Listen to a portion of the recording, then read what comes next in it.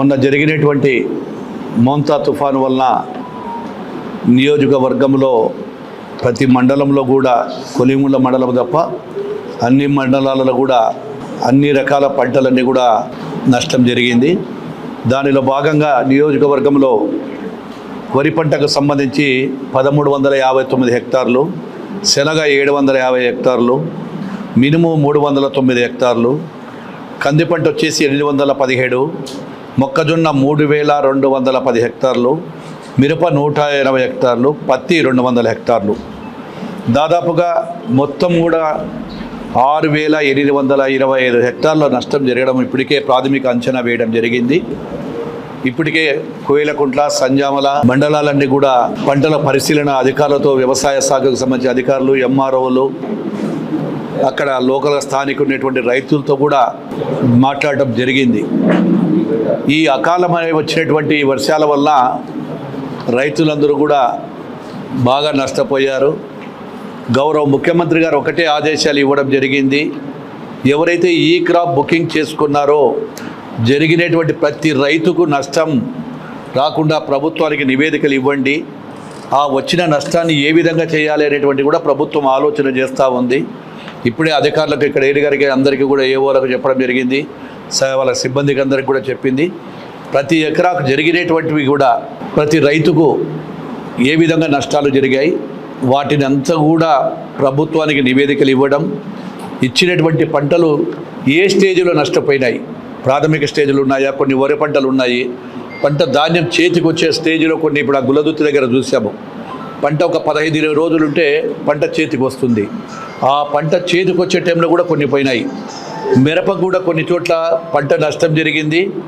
మొక్క కూడా ఎక్కడైతే ఉందో ఉండే హెక్టార్లు కూడా కొన్ని పోవడం జరిగింది. ముఖ్యంగా ఇక్కడ జరిగింది ఏంటంటే మొక్కజొన్నకు సంబంధించి తీవ్ర నష్టం జరిగింది. మొక్కజొన్నకు సంబంధించిన వల్ల రైతులందరూ కూడా ఆందోళన చెందుతూ ఉన్నారు ఏ విధంగా చేయాలని. అదేవిధంగా శనగ కూడా 750 హెక్టార్లు జరిగింది. ఈ పంటల నష్టానికి ప్రతి రైతుకు న్యాయం చేయాలని ప్రభుత్వం ఆలోచనలో ఉంది. ఏ విధంగా కేంద్ర ప్రభుత్వానికి కూడా నివేదికలు పంపిస్తూ ఉన్నాము.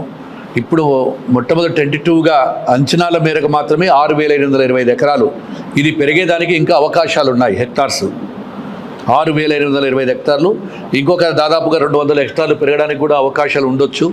ఎందుకంటే అధికారులు ఎక్కడైనా అక్కడికి వెళ్ళాలంటే ఇంకా పొలాలన్నీ కూడా నీటిలో ఉన్నాయి. ఆ నీటిలోకి పోవడానికి కూడా సాధ్యం కావడం లేదు.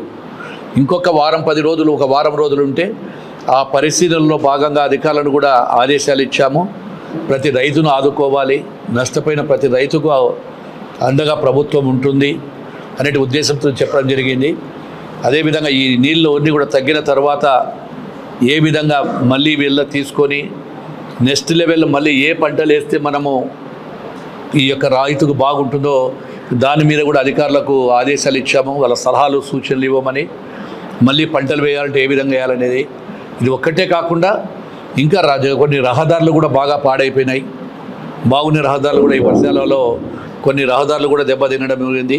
మా R&B డిపార్ట్మెంట్ వారికి, పంచాయతీరాజ్ శాఖకు, వాళ్ళందరికీ కూడా జరిగినటువంటి ఈ యొక్క రస్తాలు, ఈ R&B పంచాయతీరాజ్ రస్తాలలో దెబ్బతిన్న ప్రతి ఒక్క వాటిని కూడా ఎస్టిమేషన్లు తీసుకొని త్వరలోనే ప్రభుత్వానికి నివేదికలు పంపించి వాటిని కూడా బాగు చేయడానికి ప్రయత్నం చేస్తాము.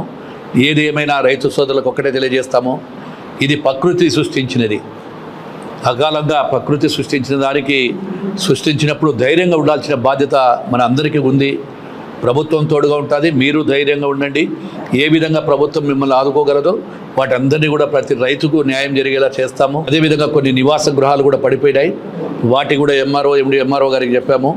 ఆ అంచనాలు ఏదైనా 1, 2, 3 పడితే వారికి ఏ విధంగా ఇవ్వాలి అనేటువంటి కూడా ఉన్నాయి. ఏదేమైనా ముఖ్యంగా ప్రతి ఒక్కరిని ఆదుకోవాలని చెప్పి ప్రభుత్వం, గౌరవ ముఖ్యమంత్రి గారి ఆదేశాలు. అదేవిధంగా మమ్మల్ని కూడా ఫీల్డ్లో తిరగమన్నారు. ఇప్పటికే 2-3 మండలాలు తిరిగాము. మిగతా మండలాలు కూడా ఇప్పుడు అధికారుల దగ్గర నివేదికలు తీసుకుని తెలియజేస్తూ ఉన్నాం.